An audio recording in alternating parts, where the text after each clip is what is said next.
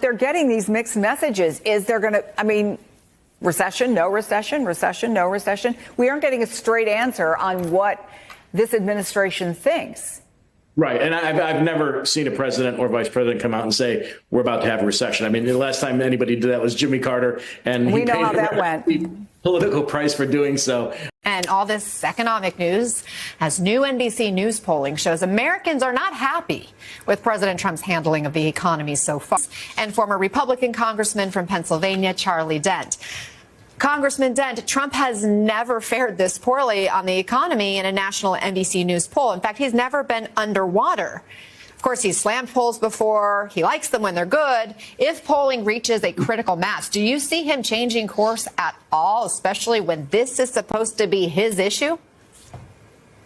Well, the polling numbers are certainly not very good for President Trump, specifically on the economy, for the reasons you just stated. First, we should note, too, that his numbers among independents are particularly bad. The country is hopelessly divided on a partisan basis. So a lot of Republicans, the base of the party, still supports Donald Trump. The Democrats, of course, very much oppose him. But it's these independent numbers that are really terrible for Donald Trump. And I do think he's going to need to change course. I'm not convinced that he will, because he absolutely believes these tariffs are going to somehow help grow the economy and lower prices, which really flies in the face of all the economic arguments we hear from people who understand these issues. So I think right now he's in some trouble. He needs to course correct.